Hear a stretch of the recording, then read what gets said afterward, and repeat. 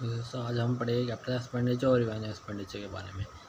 और एक आध और भी है। कैपिटल एक्सपेंडिचर होता है an expenditure which is include in acquiring और increasing the value of fixed asset it termed as capital expenditure. जो भी खर्चा होता है, कुछ खर्चे ऐसे होते हैं जैसे क्या होता है, फिक्स्ड एसेट की वैल्यू बढ़ती है। फिक्स्ड एसेट एक कंपनी में बढ़ती है तो उसे आते हैं कैपिटल एक्सपेंडिचर उन खर्चों से। जैसे कि as such the amount spend on the purchase of land and building. कोई लैंड एंड बिल्डिंग खरीदी, एसेट बढ़ी ना कंपनी में, तो कैपिटल एक्सपेंडिचर, तो वो जो खर्चा है वो कैपिटल एक्सपेंडिचर है।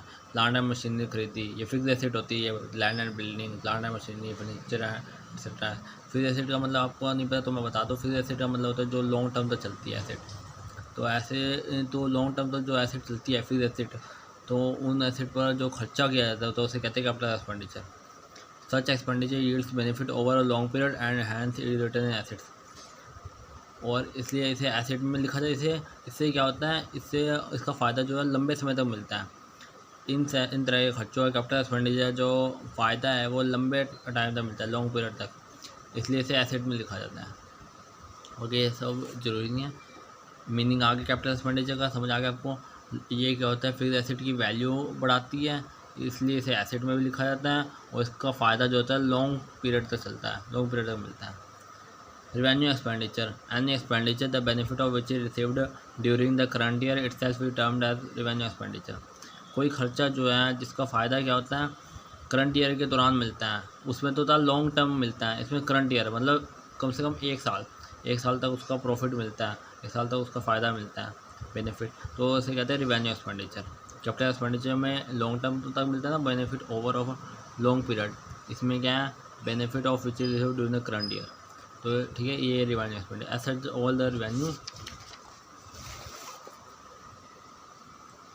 Revenue expenditure are debited to trading and profit and loss. ये trading and profit and loss account में डेबिट होता है। उसमें लिखा था ना, ये एसेट साइड में होता है। कैपिटल एक्सपेंडिचर जो होता है एसेट साइड में लिखा जाता है, और ये क्या कब लिखा जाता है, trading and profit and loss account की डेबिट साइड में लिखा जाता है। Such expenditures does not result in an increase in the earning capacity of the business. ये खर्चे जो हैं अर्निंग कैपेसिटी नहीं बढ़ाते, बिजनेस की कमाने की कैपेसिटी को नहीं बढ़ाते, but only help in maintaining the existing earning capacity, लेकिन उनको मेंटेन रखते हैं। इसके एग्जांपल जो है कौन कौन से खर्चे आते हैं, इसमें कौन कौन से एक्सपेंडिचर आते हैं। Expenses include for the purpose of day to day running of the business. जो डे टू डे बिजनेस चलाने के लिए खर्चे होते हैं वो सब, जैसे मैन्युफैक्चर एक्सपेंस हो गया, ऑफिस एक्सपेंस हो गया, सेलिंग एक्सपेंस, इस तरह बना के लिख सकता हूँ कौन कौन सा खर्चा होता है। इलेक्ट्रिसिटी एक्सपेंस हो, बिल भी हर रोज़ भरना होता है, कभी भरना होता है, तो वही सब खर्चे जो होते हैं। Expenditure include on the ordinary repairs and maintenance of fixed asset, white washing of building etcetera. Expenditure जो भी खर्चे होते हैं ऑर्डिनरी रिपेयर पे, जो भी कुछ रिपेयर करवाना हो, कोई एसेट रिपेयर करवानी हो, मेंटेनेंस करना हो, बिल्डिंग की वाइट वॉशिंग करानी हो, तो ये सब खर्चे भी इसमें आते हैं। पेमेंट फॉर गुड्स परचेज और रीसेल। अब गुड्स बेचने के लिए पैसे तो चाहिए होते हैं, कुछ खरीदने के लिए तो चाहिए होते हैं पैसे, अगर बेचनी है तो उसके लिए जो पेमेंट की जाती है ना, तो वो भी इन खर्चों में आती है रिवेन्यू एक्सपेंडिचर में। डेप्रिसिएशन ऑन फिक्स्ड एसेट पर डेप्रिसिएशन भी आती हैं, और फिक्स्ड एसेट पर डेप्रिसिएशन भी। डेप्रिसिएशन मतलब ह्रास, अस्थायी संपत्ति और ह्रास, हिंदी मीडियम वाले को। मतलब क्या होता है, फिक्स्ड एसेट पर डेप्रिसिएशन लगता है हर साल। डेप्रिसिएशन मतलब वैल्यू का कम होना, हर साल जितनी चीज़ पुरानी होती है तो उसकी वैल्यू कम होती है, तो फिक्स्ड एसेट की वैल्यू कम होना भी ये खर्चा है एक तरह से, इसमें रिवेन्यू एक्सपेंडिचर है। Purchase of raw material for converting it into finished goods.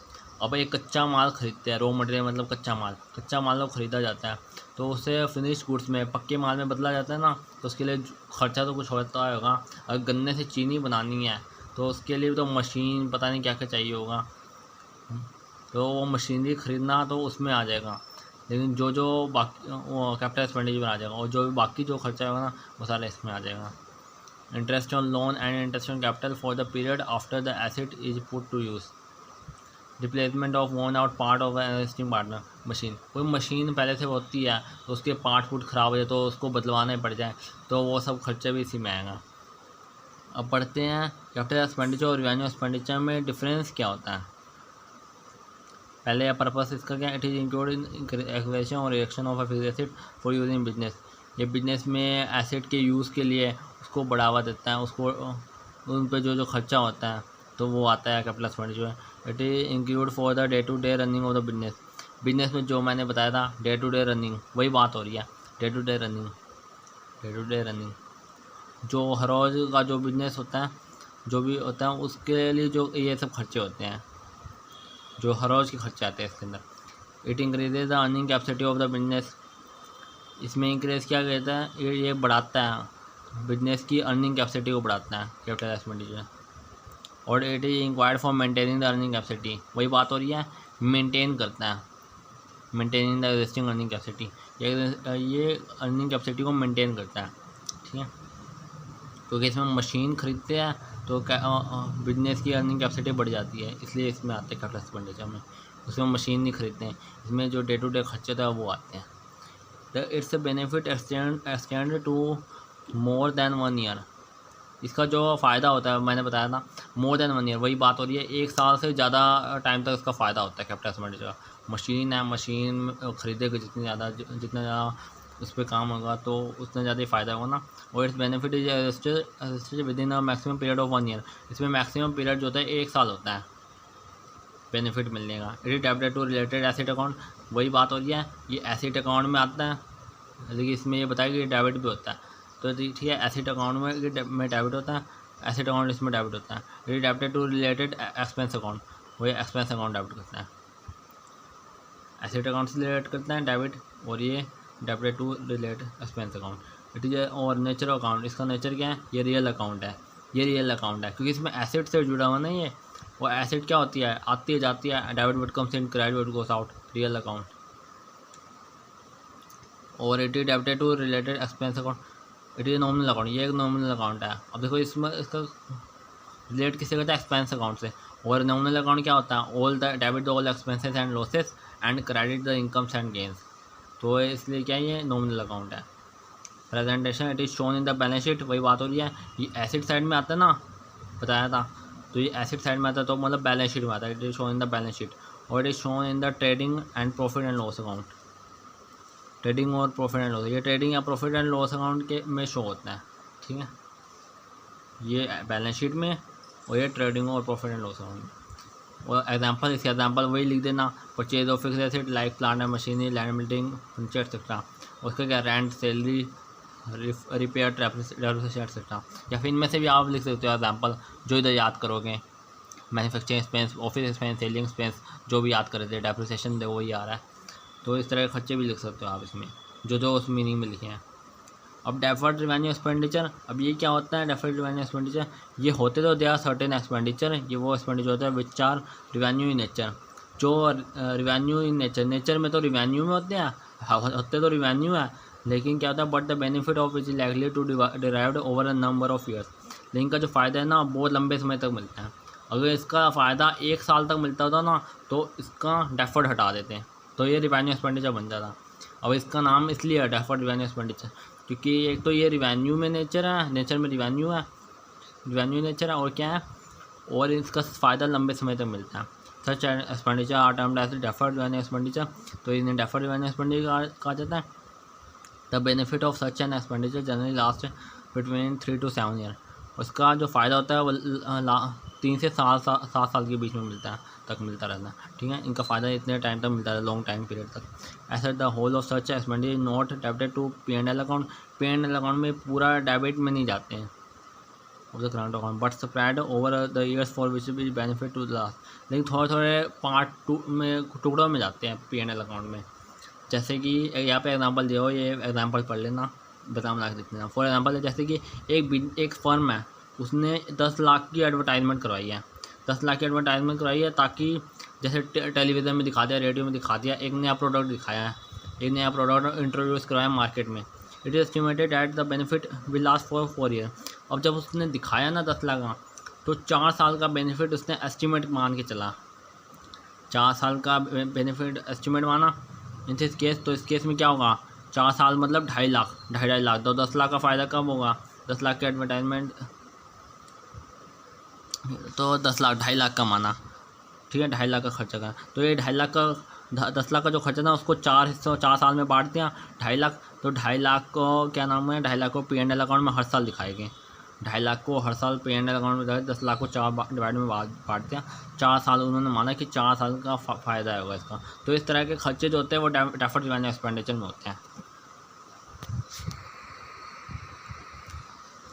ठीक है दोस्तों, चलो इसके अलावा ये पूरा चैप्टर ही कराता आपको कैपिटल रिसिप्ट और रिवेन्यू रिसिप्ट के बारे में भी।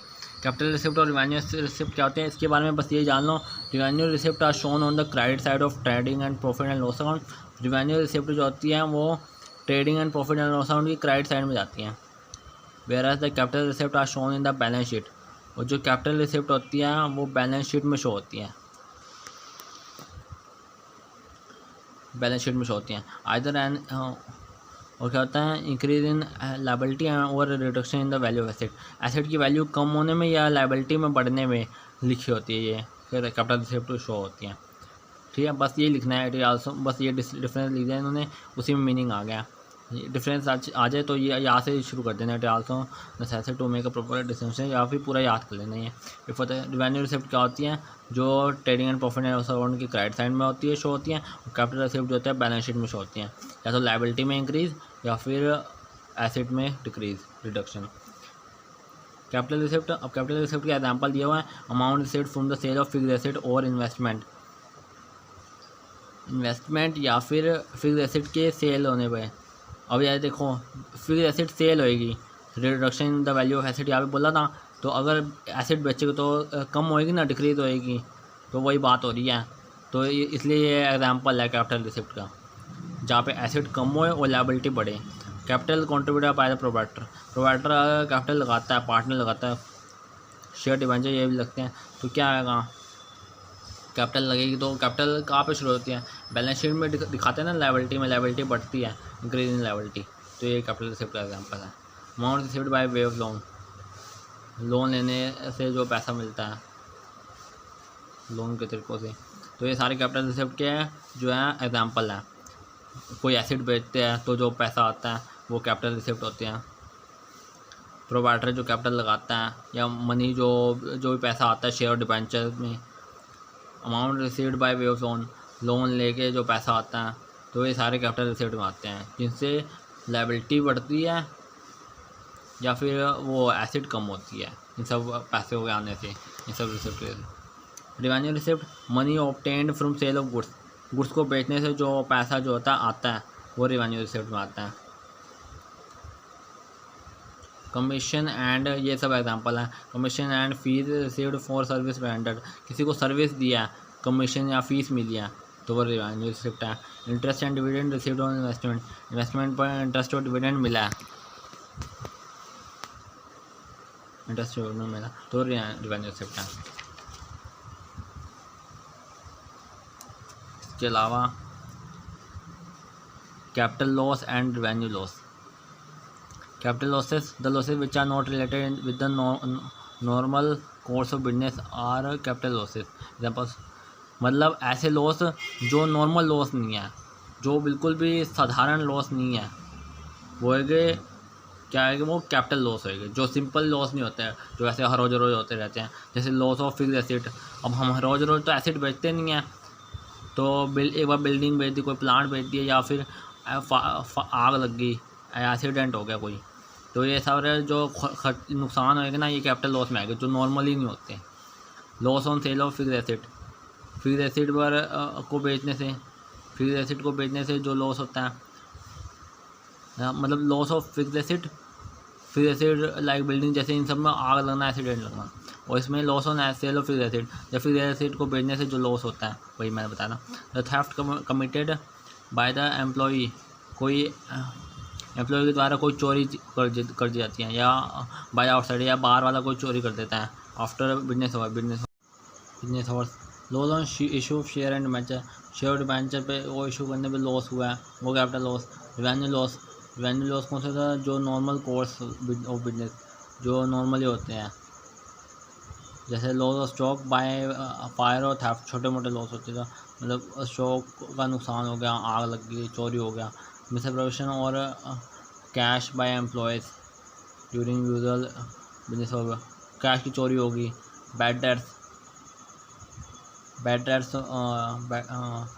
मतलब पैसों को डूबना, किसी को पैसे दिए, उसने वो दे नहीं पा रहा, उसका दिवालिया हो गया तो वो बैड डेट्स आ गया, तो वो सब रिवेन्यू लॉस में जाएगी। कैपिटल प्रॉफिट कौन सा होता है? Profit earned on sale of fixed asset और in connection with share capital are known as capital profit. Profit जो किसी फिक्स्ड एसेट को बेचना, अब हम हर रोज एसेट बेचते तो है नहीं, तो उसे बेचने से जो फ़ायदा हुआ है ना वो कैपिटल प्रॉफिट में आएगा। For example if machinery purchase in for 3 lakh is sold for 4 lakh, 3 lakh की मशीनरी 4 लाख में बेच दिया, लाख रुपये फ़ायदा हो गया, तो वो लाख रुपये का फ़ायदा जो होगा कैपिटल प्रॉफिट होगा। और रिवेन्यू प्रॉफिट जो नॉर्मली होते हैं, the profit which are earned in the normal course of business are termed as revenue profit. For example जैसे स्टॉक कॉस्टिंग 1 लाख की, अब 1 लाख का स्टॉक था, वो 1,25,000 में बेच दिया, 25,000 का फ़ायदा हो, तो 25,000 क्या है? Revenue profit. मतलब समझ जाओ कि कैपिटल में जो है एसिड से रिलेटेड आ रहा है, देख लो कैपिटल लॉस में एसिड से रिलेटेड आ रहा है, और कैपिटल और रिवेन्यू लॉस में जो है स्टॉक से रिलेटेड आ रहा है। कैपिटल प्रॉफिट में भी एसिड से रिलेटेड आ रहा है और रिवेन्यू प्रॉफिट में स्टॉक से रिलेटेड आ रहा है। तो इस तरह से आप समझ सकते हो कि कैपिटल लॉस कौन से होते हैं? एसिड को बेचने से जो नुकसान होता है, एसिड चोरी हो जाती है, एसिड को आग लग जाती है या कोई चुरा के ले जाता है बाहर से, loss on issue of share and debenture, share debenture में लॉस होता है, तो capital loss. Revenue loss stock से, रिवेन्यू लॉस स्टॉक से रिलेटेड, जो कोई स्टॉक का लॉस हो गया, आग लग गई, चोरी हो गया स्टॉक, कैश को गलत गिने, कुछ हो गया कैश के साथ, मिस एप्रोप्रिएशन हो गई, बैड डेट्स हो गए, डूबत ऋण। Capital profit, revenue profit. Capital profit में क्या होता है? वही कैपिटल प्रॉफिट में एसिड से रिलेटेड, कोई एसिड को बेच दी, उसमें क्या है? Loss of fixed asset, loss on sale of fixed asset, यहाँ पे profit on sale of fixed asset, उल्टा उसका। कोई एसिड बेच दी तो उसे फ़ायदा हुआ, तो वो कैपिटल प्रॉफिट में। वही है, स्टॉक को बेच दिया, फ़ायदा हो गया, तो वो रिवेन्यू प्रॉफिट में। तो ये पे पूरा चैप्टर ख़त्म हो जाता है। अब मिलते हैं अगली वीडियो में दोस्तों। Okay, bye bye.